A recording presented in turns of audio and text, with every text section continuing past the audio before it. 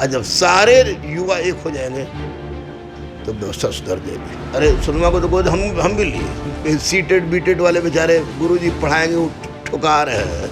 BSSC inter स्तरीय सड़ गया है, एकदम आयोग सड़ गया है, 8 साल हो गया। बीजेपी जदयू आरजेडी ये छोड़ के स्टूडेंट के प्रति सोचने वाला कोई नहीं है आज के डेट में।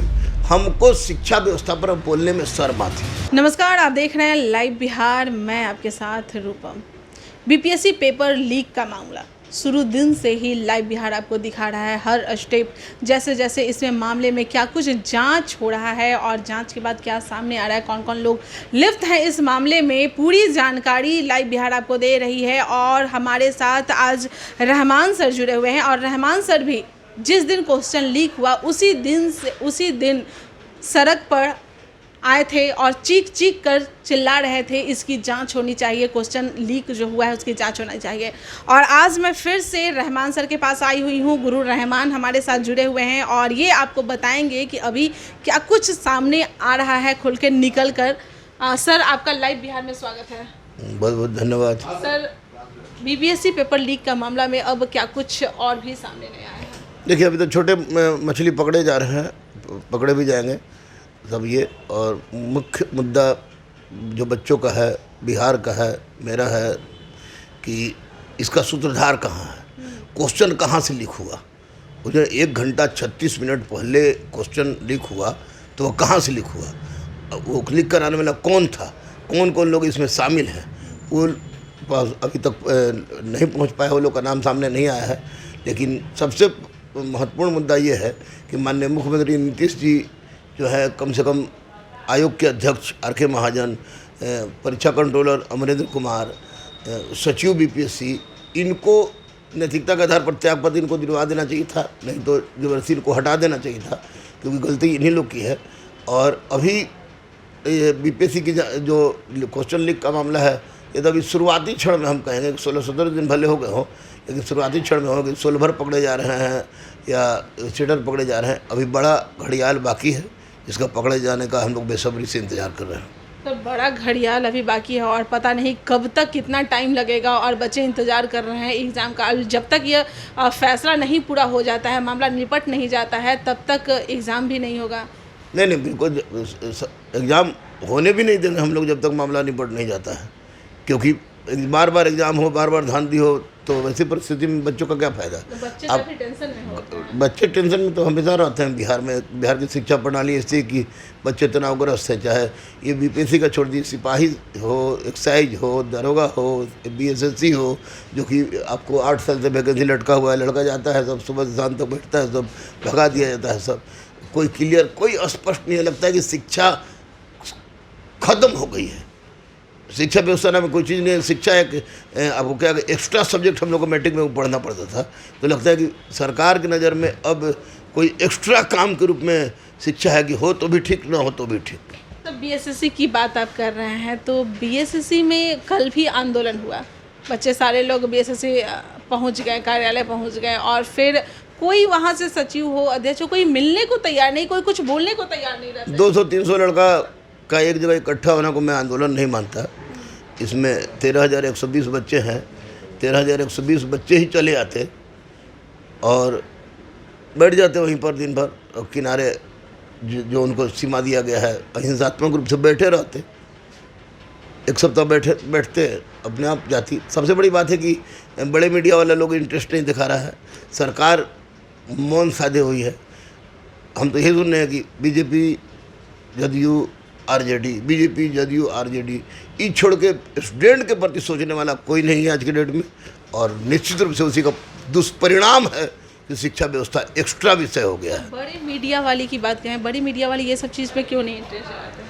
इसलिए कि उनकी ऐड मिलना, सरकार से ऐड मिलता है, ऐड मिलना बंद हो जाएगा।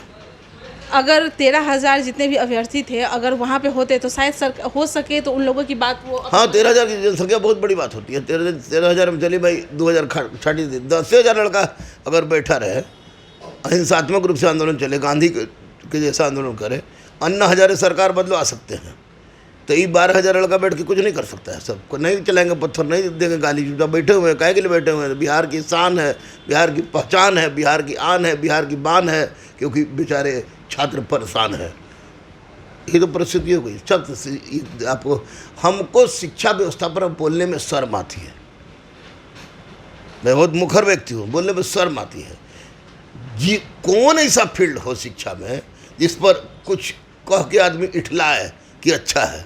सिपाही की परीक्षा हो, बीएसएससी इंटर स्तरीय सड़ गया है, एकदम आयोग सड़ गया है, 8 साल हो गया।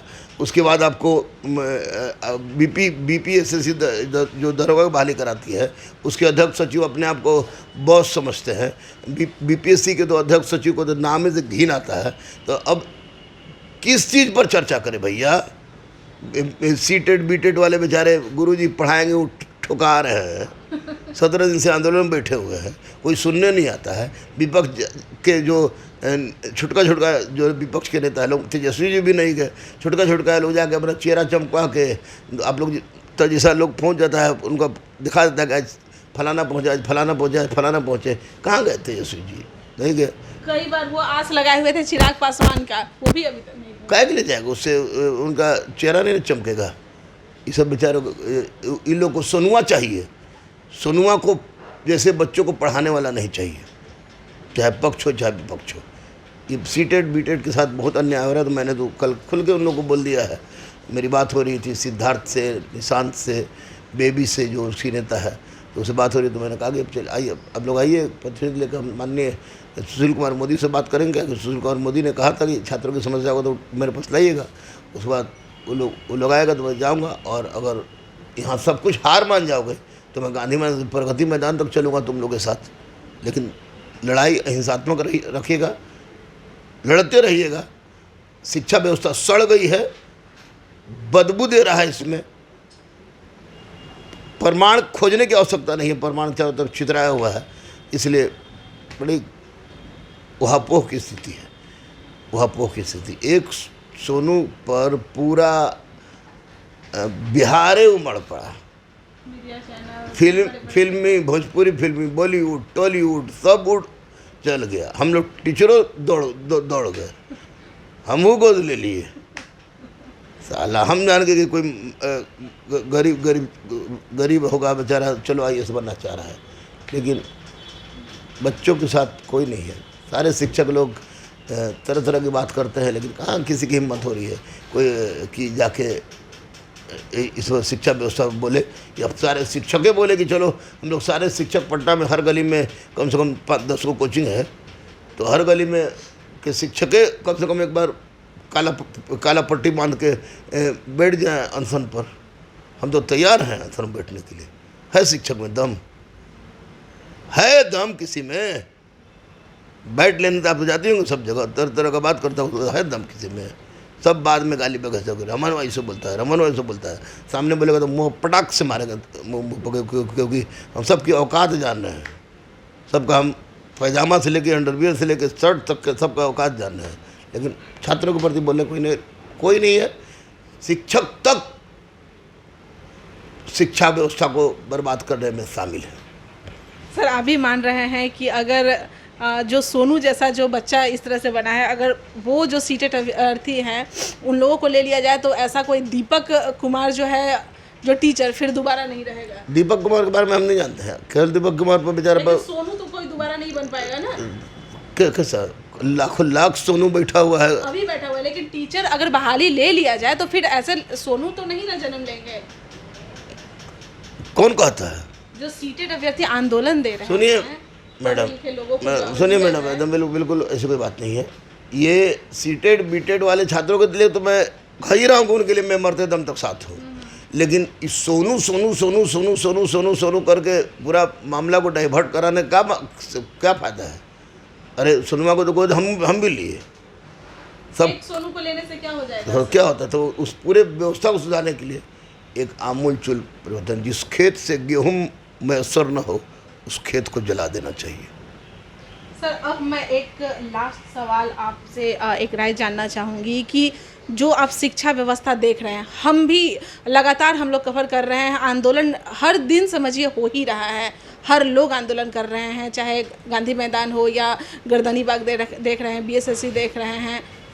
तो आपने देखा ही, तो अब शिक्षा व्यवस्था सुधरेगी कैसे? बीपीएससी का मामला भी आप जब देख रहे हैं। तक इस तरह का छुटपुट आंदोलन होता रहेगा, जाति पर आधारित, पार्टी पर आधारित, परीक्षा पर आधारित, तब तक ये व्यवस्था चलती रहेगी। और जब सारे युवा एक हो जाएंगे तो व्यवस्था सुधर जाएगी। किसी एक को तो पहल करनी पड़ेगी। मैं साथ हूँ। सब लोग बोले कि जाति पार्टी छोड़ गया, मैं आ जाऊँगा, मैं पहल कर दूँगा, मैं तैयार हूँ। आप साथ दे रहे हैं। 100% बजरंग बली छोड़ के कोई हमारा डिगावे वाला नहीं है। ये तो पावर है, जिगरा रखता है रहमान। तो आपने सुना, रहमान सर हमारे साथ हैं और वो डरते नहीं हैं, और उन्होंने साफ तौर पे कहा है कि शिक्षा व्यवस्था बिहार की सड़ गई है, गल गई है। सोचने में, यहाँ तक कि इसके बारे में बात करने में भी शर्म आती है। और ये सारे युवाओं का साथ दे रहे हैं, सारे युवाओं के साथ हैं और उनकी पहल करने के लिए भी तैयार हैं। तो आप लोग कितना रहमान सर के साथ हैं वो ही बताएगा। और आपको और भी कुछ जानकारी चाहिए या कुछ भी हमें मशवरा देना है तो आप कमेंट बॉक्स में आप कमेंट कर सकते हैं। फिलहाल के लिए आप बने रहें लाइव बिहार के साथ। धन्यवाद। लाइव बिहार यूट्यूब पर सब्सक्राइब और फेसबुक पर लाइक जरूर करें।